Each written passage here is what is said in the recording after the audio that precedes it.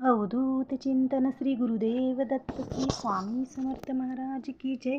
श्री स्वामी समर्थ. सर्व ताई आणि दादांचं तुमचं सर्वांचं स्वामी समर्थ माझी आई या चॅनलमध्ये स्वागत आहे.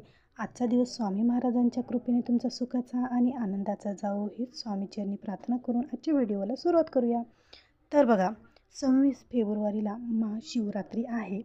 तर दर महिन्याला तर शिवरात्री असतेच, पण माघ महिन्यातील कृष्ण पक्षातील चतुर्दशीला महाशिवरात्री असते. या दिवशी भगवान शंकर आणि माता पार्वतीची उपासना अतिशय महत्त्वाची असते. या दिवशी उपासना केलेली खूप महत्त्वाची असते. म्हणतात की महाशिवरात्रीचं व्रत जर केलं तर संपूर्ण प्रदोष व्रताचं फळ आपल्याला मिळत असतं. खरं तर भगवान शंकर आपल्या भक्ताच्या एका हाकेला धावून येतात. जन्म देण्याचं काम ब्रह्मदेवाने केलं, आपलं पालन करण्याचं काम भगवान विष्णूचं आहे आणि आपल्याला मोक्ष देण्याचं काम भगवान शंकराचं आहे. कारण मृत्यूनंतरचा प्रवास तेवढाच कठीण आहे जेवढा आत्ताचा आहे. पण आपण संसारिक माणसं आहोत, थोडा वेळ काढून आपण थोडीफार उपासनाही केलीच पाहिजे. दर महिन्याला प्रदोष असतो, नाहीतर प्रत्येक सोमवारी आपण मंदिरात जाऊन ही उपासना हे व्रत केलं पाहिजे. का प्रत्येक सोमवारी पण केलं तर सर्वात उत्तम असणार आहे. पण महाशिवरात्री दिवशी तुम्हाला जर जमेल तर बघा, आता खूप मंदिरात गर्दी असते, तरी पण मंदिरात नाही जाऊन जमलं तर तुम्ही घरी आपल्या महादेवाच्या पिंडीवर सुद्धा हे सर्व काही अर्पण करू शकतात. तर तुम्हाला महाशिवरात्री दिवशी कोणती सेवा करायची आहे तर बघा, आपण एक ग्लास पाणी, एक लोटा पाणी आपल्याला महादेवाच्या पिंडीवर अर्पण करायचं आहे. त्याने काय होतं तर त्याने मानसिक शांतता लाभते. आपल्या घरातील वातावरण हे छान असं शांतमय राहत असतं.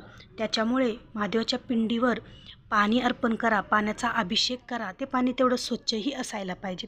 त्याचबरोबर दुसरं काय करायचं आहे तर दूध अर्पण करायचं आहे. बघा, कच्चं दूध आपण अर्पण करायचं. मग ते गाईचं असो, गाईचं जर असेल तर सर्वात उत्तम.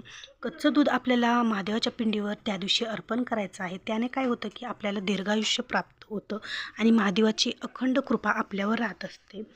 तर आणखीन एक तिसरा म्हणजे उपाय, आपल्याला महादेवाच्या पिंडीवर मध अर्पण करायचं आहे. बघा, आता मध अर्पण केल्याने काय होतं की जर तुम्ही महादेवाच्या पिंडीवर महाशिवरात्री दिवशी मध जर अर्पण केलं तर सर्व रोगातून व्याधीतून आपल्याला मुक्तता होते. आणि त्याचबरोबर मधाप्रमाणेच आपल्या नात्यातही गोडवा निर्माण होतो. जे काही आपल्या नात्यामध्ये दुरावा झालेला असतो त्या मधाने आपल्या नात्यात भगवान शंकराच्या कृपेने नात्यात आपल्या गोडवा निर्माण होतो. त्याच्यामुळे तुम्ही या पाण्याने, दुधाने, मधाने महादेवाच्या पिंडीवर त्या दिवशी जरूर अभिषेक घाला. मंदिरात नाही जमला तर तुम्ही घरच्या घरीसुद्धा घालू शकतात. आणि हे नंतर तुम्ही एका झाडाच्या बुडाला अर्पण करू शकतात. त्याचबरोबर चौथी गोष्ट म्हणजे उसाचा रस. उसाचा रस हा खूप महत्त्वाचा आहे. बघा, उसाचा रस आणि अभिषेक जर केला, यश प्राप्तीचे दरवाजेही मोकळे होतात. त्याचबरोबर आणखीन दुसरा उपाय, कामात यश येत नाही, घेतलेलं हाती काम ते पूर्णपणे परिपूर्ण होत नाही, तर त्यासाठी मसूर डाळ अर्पण करू शकतात. त्यासाठी आपल्याला कोणतीही सेवा, यापैकी कोणतीही तुम्ही सेवा करा, त्यासाठी मनात भाव असायला पाहिजे. तुमच्या जर मनात भाव, विश्वास असेल तरच तुमची ही सेवा फळाला येते. तुम्ही बघा, तुम्ही या कोणत्याही सेवा नाही केल्या, फक्त एक स्वच्छ बेलपान, तुटलेलं फुटलेलं नसून स्वच्छ एक बेलपान जरी तुम्ही महादेवाच्या पिंडीवर अर्पण केलं तर ते सुद्धा भगवान शंकरांना प्रिय असतं.